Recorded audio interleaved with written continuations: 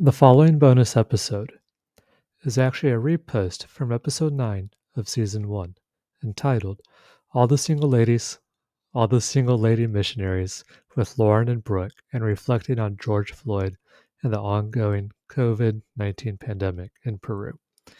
Thank you for joining us on this special bonus episode today.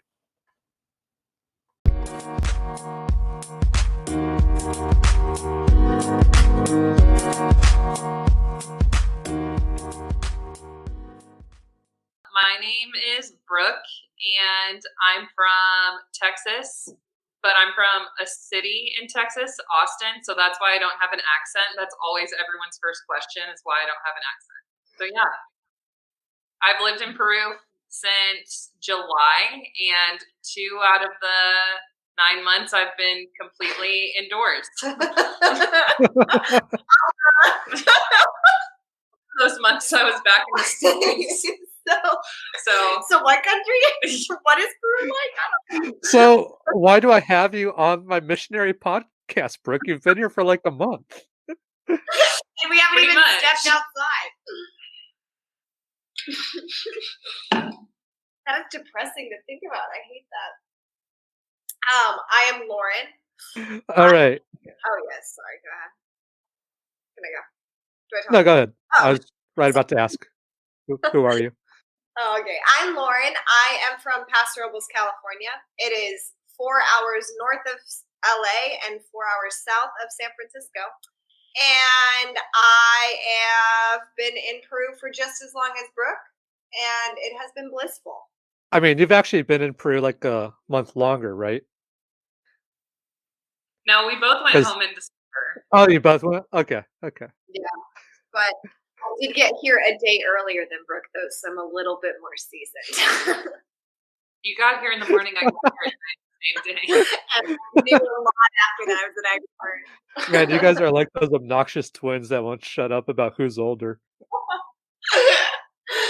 Hey, when you have not much else to do, that is what it turns into. That is fair. And I guess the follow-up question to that is, why did you come to Peru? Like, it's kind of, I get it because, like, I've seen single missionary ladies do this ever since I was a little kid. But I was thinking of it from like an outsider's point of view. You're just out of college. You're going to a country you really have never been to. One of you doesn't really speak the language, and like it's Way to on the add us. surface. On the surface, it might sound really dangerous. It might even sound dumb. Like it might not help you get a job. I don't know how this looks on a resume to a lot of schools. So why did you do this? Why did you make this decision? So I taught for 1 year in the States before moving to Peru, and also when you're going to college for elementary education. Okay, so let me also just say I have like 3 certifications, so I can teach elementary school, I can teach special ed from elementary school all the way through high school, and I can teach English as a second language for elementary school all the way through high school. So I taught for 1 year in the States, and always just in the back of my mind, like towards my senior year of college, I just felt drawn to kind of teaching out of the country or having experiences like that. And in college, I worked at a camp every summer that did local missions trips in like different cities throughout the States. And so I just kind of like have always had a heart for missions. And I knew that if I wanted to move to a different country, that it would be somewhere in South America, just because that's always where I felt drawn to the most. And I think it will be the most, like, not to say that I made this decision for any like future decisions, but Texas is basically South America and at some point. So yeah, so it's just like I just have always felt drawn to South America, and then God just kind of opened like all of the doors to ICS Lima, and I knew Mark, who had the job before I did, so I knew he was like transitioning into a new role at the school, so I knew that the job would be open, and like I knew my parents would feel more comfortable knowing that there was like an older set of adults here ready to receive me, like things like that. And so just kind of like all the doors opened up, and I just felt like God wasn't telling me no, so I just went for it. Thank God she did. That's awesome. Yeah. And then I grew up in a family that runs a ministry working with migrant farm workers, mostly from Mexico. So I grew up around Mexican culture, Hispanic culture, and grew up speaking Spanish. And so growing up, I was very much like, oh my gosh, it was embarrassing. Like, I don't know why it was embarrassing to speak two languages. That's so lame. But I felt embarrassed by it, and I wanted nothing to do with God, nothing to do with any of that. And then when I got to college, the summer before college, I went on a missions trip to Costa Rica as a translator. And it was there that I just realized God has really given me a heart for vulnerable families and children. And so I went to college and started working in a ministry on Saturdays in Tijuana, volunteering at a children's home as a mentor. And I did that for the 4 years that I was there. And then I got to live in Haiti for 3 months. And I don't know, God just kept on putting opportunities to work outside of the States in some really amazing organizations, and mostly working with like the orphanage, on the orphanage path. Anyways, so I, coming out of college, was like, all right, I'm going to just apply and see what happens. And I got a job in Mexico City through the same organization that does ICS Lima here in Peru. And I went and visited. I found a ministry working with homeless street youth. And I was like, oh my gosh, like they needed an English teacher. And I was like, this is it. This is where God wants me. And that was not where God wanted me. And I was so bummed. And I had always thought, I was like, Mexico is where it's at. I love tacos, sopes. I love the men and the dancing. I was like, this is where God wants me. And he always, because I'm stubborn and I like to push my way, does the opposite with me. And so he put me in a season where I had no clue where I was going, and I had no clue what he was planning. And lo and behold, he dropped me in Peru. And all I knew before coming was that there was Machu Picchu and there was llamas. And I was like, oh my goodness, I have no clue what to do with this place. But yeah, it's been amazing, and I wouldn't change it. Obviously it's hard. Like, it's not easy, but it's worth it. And ultimately, anyways, yeah. So Yeah. And Lauren, just kind of going back a little bit to your testimony where you were talking about how you grew up and your parents were involved in a ministry, but you really didn't connect to God at a younger age. Would you say that being involved in these different mission trips was a way that God opened up your heart to Him, or how did that work? definitely. So when I was kind of forced on the mission trip to Costa Rica, I happened to go to church that Sunday with my mom, and there was a woman who needed translating. Her family was going to lose their apartment. They needed help and all this stuff. So I translated, and the youth pastor was the one that she was talking to. And he messages me later that week, and he's like, you're coming on our mission trip to Costa Rica. And I literally was like, no, I'm not. Like, I'm not wasting my time with that. And God made a way for me to get on that trip. And it was there that I realized, because I think I'd always struggled with this idea that, like, okay, I am a horrific singer. Only God likes to hear me sing. So worship is not my thing. Free babysitting at church, not really my thing either. I like to make some money. That wasn't like my speed.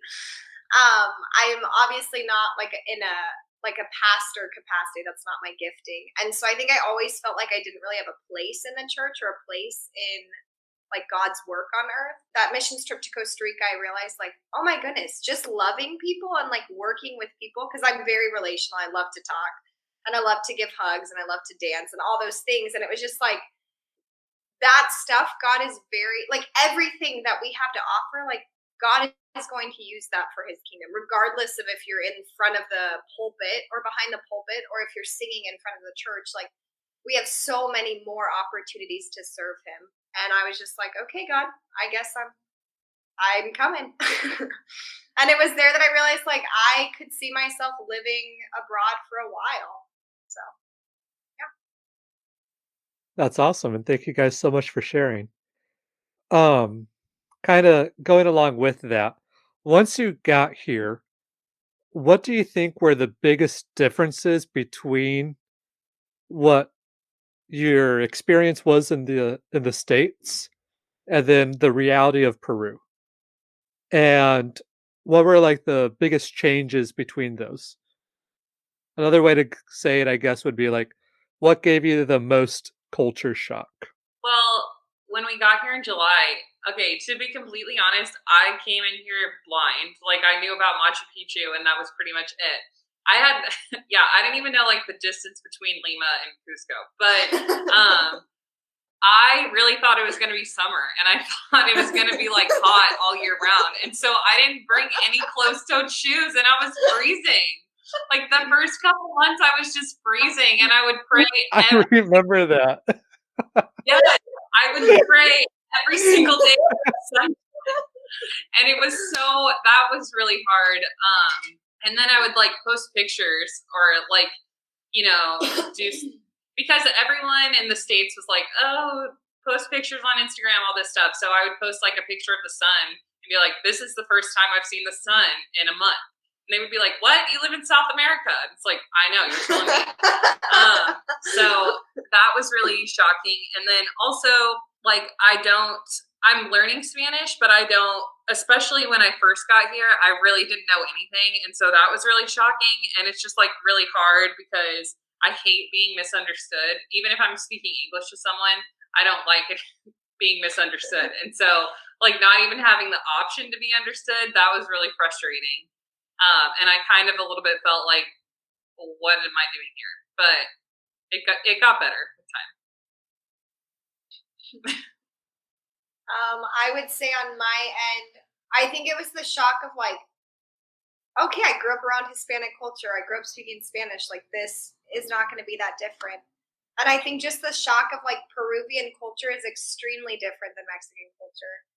And it's a lot more guarded and kind of like keeps you at a distance. So I think the hardest thing, I work with a ministry on Saturdays in La Victoria. And I love it. And I've been doing it for months. And it's just been really hard to connect with the other volunteers.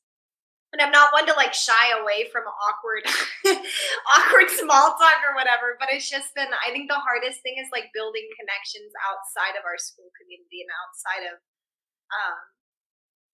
like the expat community. And I'm not sure, and I'm still praying through that because I think that's still been a difficult thing. But I think it also just requires time and consistency. And obviously we're on a really big pause right now with the quarantine. But yeah, so I think that was hard. Also, like learning the public transportation. In the States, public transportation is not nearly as big of a thing, especially when you're from a small town. But so for that first month, I would get lost constantly, and Brooke and I would end up places that like I had no clue where we were, and like I'd go on the bus by myself, and I would just be somewhere, and people would look at me and they're like, "Are you supposed to be here?" And I was like, "I don't even know where I'm supposed to be." So that was hard, but it was also fun. I liked the like adventure of not really knowing where I was going to end up. But now I've had it figured out, so now it's a lot easier. And I was really determined. I was like, I'm going to learn public transportation if it kills me. And it almost did, but here we are. Just for any listeners that don't know, South American seasons are reversed. So when it's summer in the States, it's winter in Peru. And winter in Lima specifically means that we don't see the sun, especially because we live so close to the coast in Miraflores, Lima, that it's just constantly overcast and depressing and not what a lot of people think of when they think of Lima. Lauren, so how big was the town where you grew up in compared to Lima? It You was mentioned 30,000 people, and there are 10 million people in Lima. that in itself might have been part of the culture shock, right? Just moving to such a metropolitan area. Yeah. Right? Well, to university in the LA area. So like I had the experience, but even then it was like a suburb of LA. So it's like, I don't know, it's just different. The way it's set up is really different. Yeah. And Brooke, how big was the part of Austin that you grew up in? Like, did you grow up in Austin or outside of Austin? I grew up in a suburb outside of Austin, and I think by the time I moved, there was like 60,000 people there. But the difference was my family and I moved there when it was a lot smaller. And so it just exploded right before my eyes. And so, and Austin grew from like a 500,000 people city to like a 2 million person city, like while I was in high school. So, coming into something that is much, much more established and like, what is that, like 5 times as many people is crazy. It's just dense. Everybody's right on top of each other. That's hard too, is like there's not really a way to escape from people.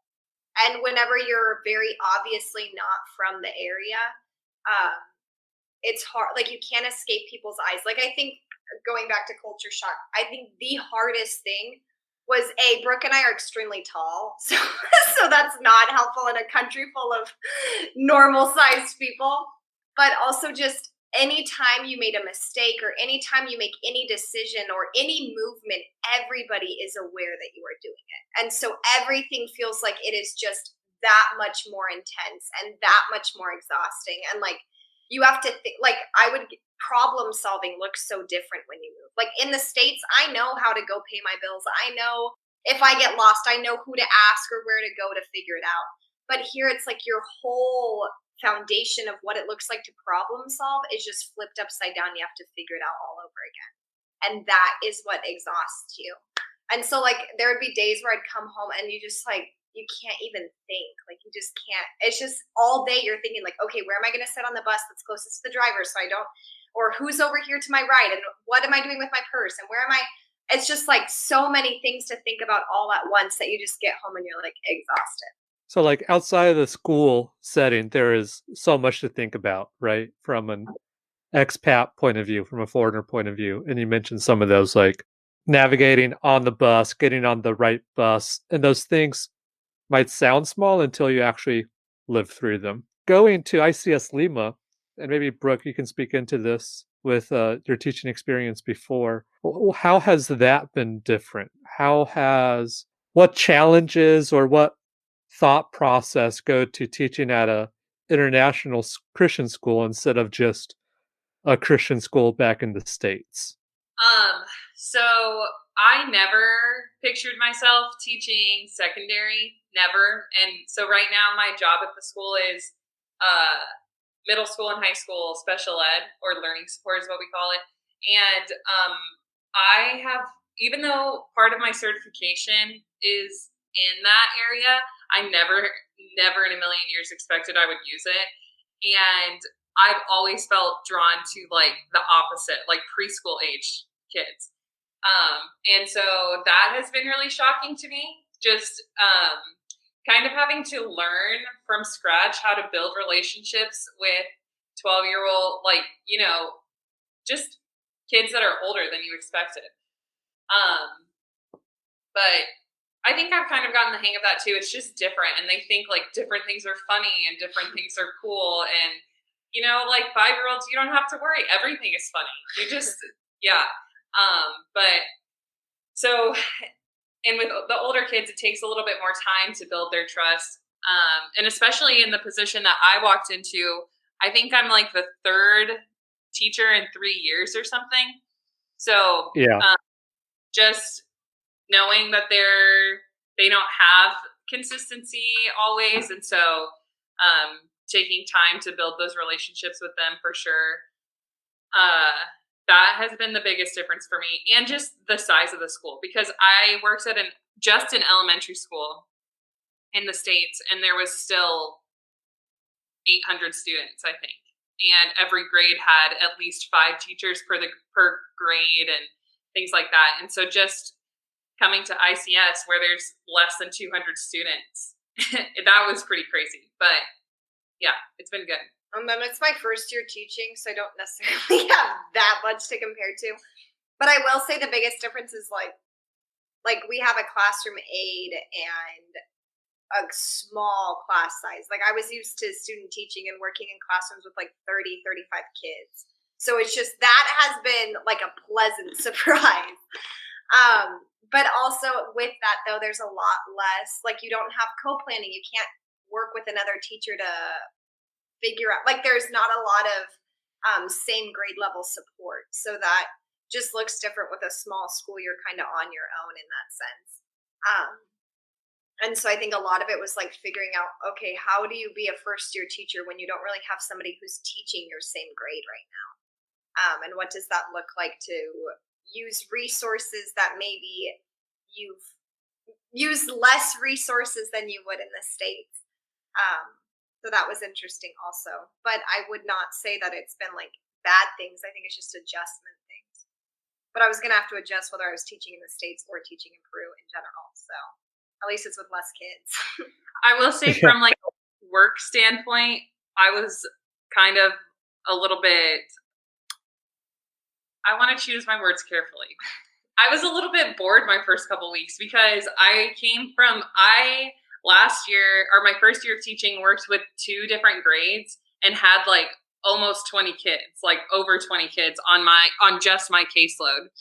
And that was only 2 of the 6 grades in the school. And I did have an aide that was helping me and like things like that. And so then coming to ICS and having a caseload of like 6 kids or 8 kids, that was shocking. And I was kind of like, what do I do? Like, I feel like I have so much more free time. So that also has gotten better. Or worse, depending how you look at it. Yeah. But Brooke is a hard worker, and so she found ways to plug in and be extremely helpful all around school. How do you guys think having such an international, intercultural classroom changes things for you as a teacher? I think just remembering that not everyone has the same baseline that you do, or the same experiences, or even like little things like maybe not every student knows what Thanksgiving is, or like things like that. Just kind of remember, I think it's really opened my eyes to how little I know about other cultures, like especially what's Asian? Is that offensive? Asian cultures, like things like that. European cultures, Spanish cultures. I feel like half of our student body is from Spain, but maybe that's just because they stick out to me. So just getting to learn about kind of their foundations and seeing how it compares to the US foundation, or like experiences that I had when I was their age compared to like what they have experienced. Yeah. I would say it's like it's kind of hard because in California, like the classrooms are very multicultural. So I don't necessarily feel like it's been that much of an adjustment of like, oh my gosh, I have kids from different countries in my classroom.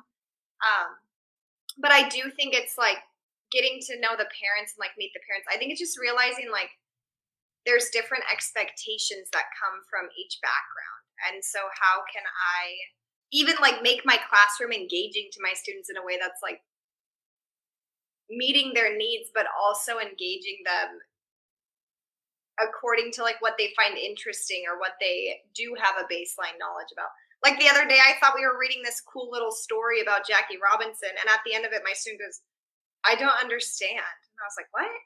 It's like Jackie Robinson. And then he like did not like everything about the story, like racism, segregation, like everything about the story. He was like, "I don't understand." I was like, "Oh my goodness. Like, yeah, that's right. Because that is the most American story I could have read." Like, what an idiot. Of course he doesn't get it. So then I was like gonna explain it all, and I was like, you know what? Let's read something else. I was like, we don't have time to get into the like depth of this right now. I'm always laughing because I just like, you're just learning. I feel like every day it's like, okay, there's another. It's very humbling. It's a humbling experience interacting with so many different viewpoints and cultures. In October, my favorite question to ask people is if they've ever had pumpkin pie or pumpkin flavored anything, or like things like that. Or I have a student from Italy, and he was like, "Oh yeah, for Thanksgiving, my mom's friends are coming over, and we're all making pizzas." Like, just stuff like that. And yeah, it's fun to, or like I always ask them if they've tried Reese's peanut butter cups or like things like that. That was the biggest shock of Peru, was not having Reese's peanut butter cups. Oh my gosh. And when you do find them, they cost like $3. So worth it though, honestly. What has been the best part of your experience so far? I think the ministry that I do in La Victoria. So my heart is ultimate. I love the kids at our school, and that has been like a huge blessing to get to see some of my students come to know Christ. I don't think I've ever, yeah, it's just like an incredible experience to be a classroom teacher and get to lead your kids to Christ. That's been amazing. But I would say my heart ultimately is to work with more under-resourced communities, and specifically with like vulnerable children and families who have like suffered trauma or whatever that looks like. And so the ministry in La Victoria is very much focused on that. La Victoria is a more, for those of you who like aren't aware of the districts in Peru, it's a rougher district and has a lot less resources and just, yeah, financial resources, social resources, even emotional, like familial resources. Like it's just a very hard district to live in. And so the ministry is through Camino de Vida, which is one of the churches, and they do a kids club on Saturdays. And so the kids come, we play games with them, and we feed them, and we do like workshops. So there's like an acting workshop, there is a communications workshop, they did robotics one time. So it's like really cool. It's teaching them like trades and skills and stuff. And I get to be a part of it. And that has just like every Saturday, I love it. I wake up, I cannot wait to get there. And I think it's just like, it keeps me going. It's like and the kids at school too.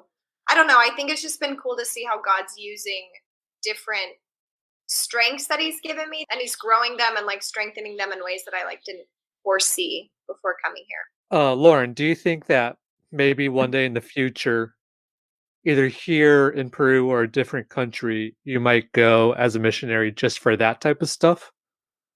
Like Yeah. drop the teaching aspect? Or do you think you will even get to the point where like you stay with ICS Lima, but for you it's more of a job that pays for your quote unquote real ministry that Yeah. would be working with those types of disenfranchised people groups? I'm definitely like praying through what that looks like. I love teaching. I think it's wonderful. It's definitely not what like fills my heart. I think the paperwork aspect of it is a lot more exhausting to me. I'm very relational, and so that part, the planning and all that stuff, is not my favorite. Granted, that doesn't mean I couldn't teach for the rest of my life and be completely content. Like I love the kids. I love being silly with them. I love listening to their dumb stories, and they listen to my dumb stories. So like I really enjoy that. But definitely I would love to do more community development, family, like a ministry that focuses on strengthening families. Because I think, and I know ministry or education is a huge part of that. And I think that's why God had me get my education degree, is because like in order to get out of the whole purpose of the gospel, besides like obviously salvation, is that God's giving us opportunity. Like the whole point he calls us to live in freedom is so we can have the opportunity to be flourishing human beings. And education is a way of providing people with opportunities. And so if I can mix like sharing the gospel while also changing their physical opportunities, I think that would be ideal. So all that to say, I don't know. I can do either one. Obviously, I would love my full-time job to be working with like communities like La Victoria, but I'm not opposed to just getting to love different areas of God's kingdom. So I don't know if that is more of a political answer than maybe I should give, but No, I think it's good. I think it's pretty well balanced. All right, Brooke, what has been your favorite part? I think, I don't know. It's hard to choose. I think it's been really cool to see how much you can connect with people despite not knowing a language, or just, like that part has been really cool. And then also I've really loved getting to help in the English foreign language department at our school too, since it's so small, since our school is so small. And the first couple weeks I went out looking for work. That was one of the things that I added to my schedule. Well, that was added to my schedule, was getting to help a little bit more in the students who came from our school directly from another country and had like very low English. And so that's just been really cool to get to see them grow, and to get to just talk with them, and just, I always just like make them tell me stories and say, oh, it's just practicing English. So that's been really fun. And I think also one of the best parts, and I kind of don't want to say it, but I'm going to, has been having Lauren as a roommate. I don't like getting emotional, but yeah. I think I'm gonna. Because we moved in July, but we only met in June. And I think, like, even when we met, we both know, like, okay, this is going to be really good. So it's been really good. We've had a lot of ups and downs, but it's been really cool. For sure. Was that something that you guys were nervous about? Like when you heard you'll be put into a random house with one or two random other girls? Yeah, that's always scary. I was like, always scary. That might be scarier than going to a country you don't know. Yeah, your home is a sanctuary. It needs to be a sanctuary. I don't think I was as scared because I like moved in with strangers all the time in college. Not strangers, but just like people that weren't my best friends. And I really tap into my introverted side if I try to. And so I think I was like chill either way. I was like, okay, either way, I know that God is like, I know I can handle either situation, but I think that, yeah, God just like really delivered and above and beyond. That was not me. I have no introverted side, and I have always turned my roommates into my best friends. So I was so nervous. I wasn't nervous, but I was praying really hard. I was like, okay, God, you've been so faithful in the past. Like, I'm going to trust that this is going to be the same.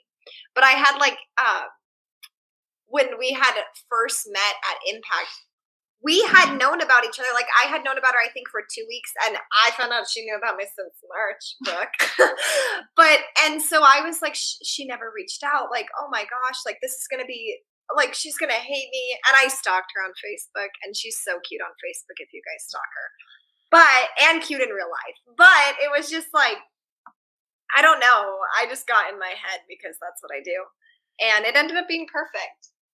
Love ever since. For the record, my first impression wasn't that great. I am very monotoned, and I was exhausted that day. And we were in this like really hot room with no AC, and she came up to me and was like, "Hi!" Like super over the top excited, and I was like, "Hi." That was also the same day I met our director, Eric Alfrey, and he came up and was like, "Hi, Brooke, I'm Eric." And I was like, who the heck is this person? And how does he know me? I remember that very, very vividly. Yeah. Very smooth, Brooke. Very smooth. She's quite the killer out there. I give a great first impression. That's all I got. So, my balloon. So, one of the interesting things about our workplace is there are no single men. And in the past, at least since the time that I've been here, all the men that were single that worked there to work with their girlfriends and fiancés. And a large portion, like 80% of the missionaries at our school are single lady missionaries. So I want to know, why do you think there is such a lack of single guy missionaries. Because my entire life, I've seen a lot of single girls signing up to do exactly what you guys do. I've probably seen 2 guys do that, maybe 3, I throughout my think, entire life. yeah. I don't know if this is going to be like an acceptable theory, but this is my theory. I think that in the church in the States, there is an unspoken pressure on men to be providers and to find very stable, very uh, lucrative jobs. I think that there's this pressure. And also, I think that, yeah, okay, hang on. I'm trying to measure my words because sometimes I get a little intense. I have a lot of opinions about everything, and God's working on that. But no, I think that there's just this pressure for men to fit a certain mold, and women have that pressure in the church as well. It just looks different. But jobs where you're required to step out and like take a huge pay cut compared to what you'd be making in the States, don't necessarily fit into that plan.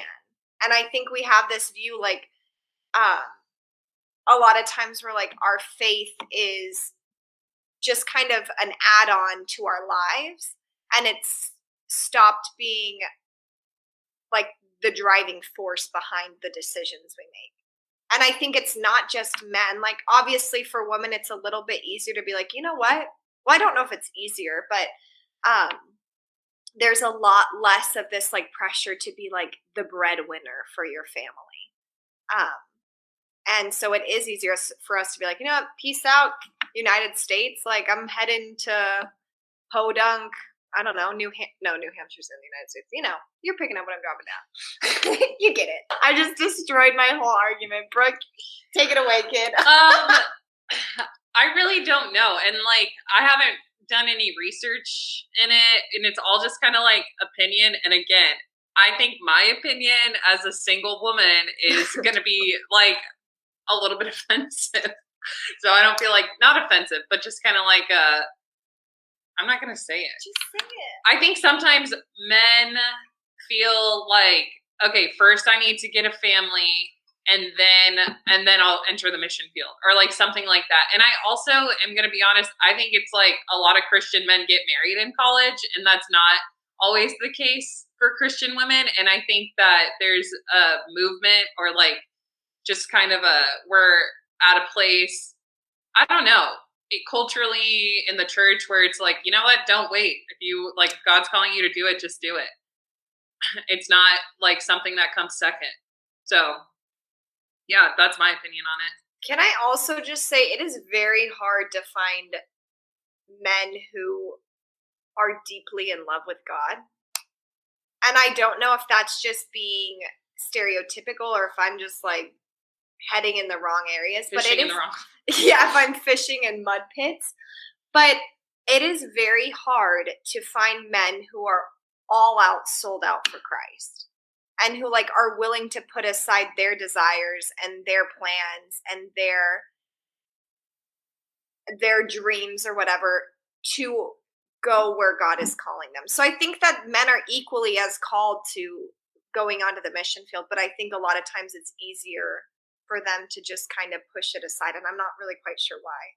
And also that could be the most sexist argument I could ever possibly say. And it probably is. And you know what? It's my opinion. Take it or leave it.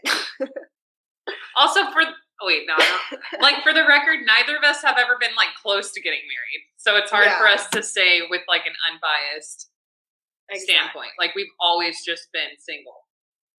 Not always. But like never. We've never been engaged. We've never been in a place where, I'm just going to stop. Also, we're certified professionals. If you need marriage counseling, call us. We know everything. I mean, I think what you guys are saying is true, right? And I think from the times I've thought about this, I've come to very similar, if not the same conclusions that you guys have mentioned. Thank you so much for your insights. I really appreciated that. we are currently in what? The last week of April, right? And Peru has been locked down for 45 days, 50 days. Are you guys 40, keeping track? 45. Some 45. I'm not keeping track for the record. How are you guys holding up? It is a lot of ups and downs for sure. Like I have some days. Honestly, today I was thinking about it and I was like, I feel like this is just the rest of my life now. Like I don't even remember what it's like to go outside. Um, but it has been extremely disappointing at times. Like my parents were supposed to come to Peru for the first time and we were going to celebrate Easter together and we had plans for that and things like that. And then just also kind of coming to terms with the fact that I probably can't go. Well, at this point, I definitely can't go home in June. And just kind of there's been a lot of disappointment, but ultimately I would say day to day, it's not ideal by any means, but I think I'm holding it together. Or it's being held together, not necessarily by me. And we have plenty of toilet paper, so we're doing great. I think it's discouraging. I think right before quarantine, I felt like we had gotten into a good groove. At least I felt like I had gotten into a good groove of like, I was starting to build friendships at the ministry. And I was like I felt like everything was lining up and it just is all put on pause. And so, that's been pretty discouraging. And not that it's like still I'll like text those girls and stuff or like still like the ministry will send us like updates or like even my kids, like I had one of my kids come to know Jesus at the beginning of this semester and like there's just like so much that has been like paused and I think that's hard and knowing that there's not going to be a lot of closure for this school year and I have a lot of kids who are moving away and there's just so much unknown stepping into the future. And I'm the kind of person who feels everybody's emotions constantly. And so it's not just like, oh my gosh, like this is hard for me. It's like, oh my gosh, what about sweet Lourdes who's outside of our apartment and what's her family doing? And like, I just feel everybody's, every possible feeling anybody could be feeling. That is what I feel some days. And then I have other days where it's like, you know what? Who cares? This is great. I get to watch Netflix and I don't know, draw. So it's just like, it's interesting. I think it's just something I feel like God has been like putting on my heart a lot is we were reading Ruth and how Ruth, when Naomi invited Ruth to come with her to Israel, like I'm sure Naomi had been whispering and like speaking of all of the amazing, powerful things God had done all throughout the time that Ruth had known her. And I think that when Ruth said yes to going to Israel, she wasn't saying yes because she knew that, oh, I'm going to find my Boaz and we're going to be redeemed. I think she said yes because she was willing to put her money on a God who had been faithful for so many years ahead. And she had to walk through the desert to get to Israel. They had to walk into the unknown. And yet they continued stepping forward because they knew that, all right, God's faithfulness, he's going to come through, whether or not it looks how we want it to look. And I feel like that's like the season the whole world is in. It's like God is a God who redeems. And whether or not it's going to look the same afterwards, like trusting that he is a God who is faithful and he carries us through. So that was really long-winded. We're doing fine. But it was really good. It was really good. Thank you guys so much for opening up like that about how you're doing. If someone is listening to this that is thinking about going to the mission field for at least one full year, what advice would you give them? Honestly, I don't know how biblical this is, but my advice is just like go for it. Like ultimately a year is not, I mean, a year is a big part of your life, but it's not like a make or break amount of time for you. But it could it could be a make or break because it could be like, oh, this is awesome. This is totally what like God is calling me to do. Or it could be like a year that you look back on and think like, wow, that was a year that God like really shaped me and really opened my eyes to a lot of like sin I had or like was really able to use me in like this area. And I don't think, maybe this is me just being optimistic, but I don't think you would regret giving up a year to serve God. I guess on my end, like, I think make sure you're not doing it just for an adventure. I've seen a lot of, how do I say this kindly? Ministry is not about what we get out of it. What we get out of it is a blessing that God allows us to be a part of. But ministry is not about your Instagram posts or how cool your life is or an experience or a stop before you get married. It's about diving into people's lives and being consistent and being open and being intentional. And so if you're not willing to do the hard work of being consistent, of being intentional, and of being honest in relationships with people in the other country, and if you're not even willing to do that in the States, then I would say you need to have some prayer time before you head out. I think it's very damaging when people go into ministry because they're looking for the adventure. Not that God can't use them, and not that God is not powerful and faithful and has not equipped people to do so. But yeah, ministry is not something to be taking lightly. You're on the front lines. And so if you're not going to love people well and you're not going to seek out ways to serve well, then I think, yeah, let God shape that. God can shape that, but I don't know if that's a condemning answer. It's probably a bratty answer, but that's my answer. I think both your answers work really well together, right? Because I think you're right. On one hand, if you're thinking about it and you really think it's from the Lord, go and do it, right? Mhm. But at the same time, if you realize that your motivations are off, make sure you get those motivations figured out and fixed before you get down there or up there or wherever you're going, right? So I think I think you guys both gave a really good answer, almost like the same two sides of the same coin, if you will. Fist bump. For those of you that can't see this, which is everyone because I don't do videos, Lauren just went to give a fist bump and Brooke just totally left her hanging. It was classic. It's called Nux in our household, and very rarely, only occasionally do I earn a Nux from Brooke. But I just artist. I just don't That's get really funny. All right. And as we're wrapping up, and as the school year is wrapping up, if you were to just take one lesson that you've learned from God, either about Him or about His ministry, whatever the case is, and you had to pick one, what would that be from this year. from this year? I would say obedience in the trials. Something I noticed about my personality as is when things get difficult, I will just start numbing. So I'll just start pushing forward and making myself so busy and getting my life like so crazy so I don't have to worry or think about anything. And that doesn't necessarily lead to an obedient life. And our first semester here in Peru was very difficult in every aspect that it could possibly be. And I think in that God really was pressing on me, are you going to be obedient even if you don't see me working?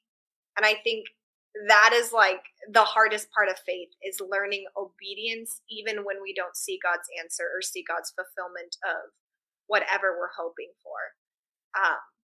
So yeah, I'm learning obedience. And I think once you're obedient, like trust becomes easier. Like you cannot be obedient without trusting. And I am a horrible truster. I want to control everything. So I think God's just really grinding me down to nothing so He can build me up and make me the most obedient, trusting person in the world. That's biblical, right?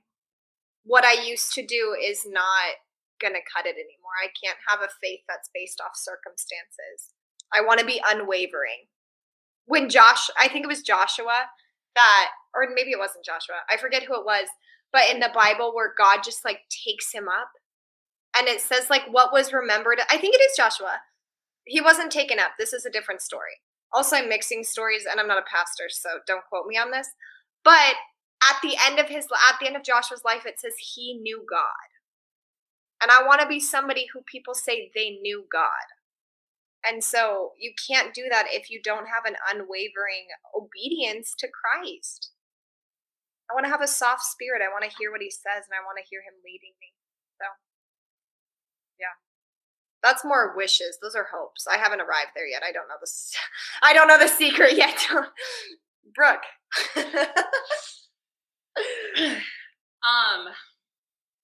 Okay. So I feel like there's a lot I could say, but I think ultimately it's all accumulating to this one verse, and I don't know the reference because I'm also not a pastor, so don't quote me, but the verse that says, where the Spirit of the Lord is, there is freedom. And I think just kind of like my upbringing and the fact that I went to church from such a young age, that for me, it can very easily become like rules or just things that I have to do. And I feel like last semester and now, as we're in this quarantine, God is trying to teach me the difference between like self-pity or self-condemning and like conviction or things like that, and just getting over feelings of like, oh, I'm so broken, oh, I'm never going to be fixed, like things like that, and just kind of still presenting myself as someone that's willing to be used by God and understanding his freedom, which I still like, that is something I'm just now starting to enter into and things like that. So yeah, I would say that's been my theme verse since Sunday, is where the Spirit of the Lord is, there's freedom. But before that, it was my yoke is easy and my burden is light. So I feel like those pretty much go hand in hand, and ultimately like God has been leading me to this one lesson. So we'll see. So I'm not, it's not a lesson learned. It's a lesson in progress. That's awesome. And thank you guys so much for sharing that. I really liked them. And the last question I've been asking my interviewees is, how can we pray for you? Just whoever listens to this, how can they pray for you? Yeah, I think my biggest prayer request right now is all of the disappointment, for sure, has been extremely, extremely hard, especially because, well, Chris, you know this, quarantine started like the day after we got back from high school retreat. And like, I just feel like we had so much momentum and like excitement coming back from high school retreat. And it's just like, that's been disappointing. My parents not being able to come has been disappointing. Me not knowing when the next time I can go to the States and see them is disappointing. Just so, like, the list could go on and on and on of things I've been disappointed about. The fact that I'm not good at puzzles is disappointing. Like, things like that. So, just pray against disappointment, and I guess that hope would, that sounds like cliche, but like hope would arise amidst or despite the disappointment. I know. And then I guess for me, I think I've been feeling a lot of fear recently. And I'm like trying to figure out what it looks like I think I'm gonna cry. Oh my gosh. That's weird. I'm also an easy crier. I laugh easy, I cry easy. But I think not letting that fear like overtake my understanding of like God's character. Because like there's so many people affected by what's going on right now all over the world. And I think just like a fear of how unknown and unexpected what life is going to look like after this is going to be. That's just like hard to come to terms with. So yeah, just praying that I would have the courage to continue standing up even when it just feels really heavy.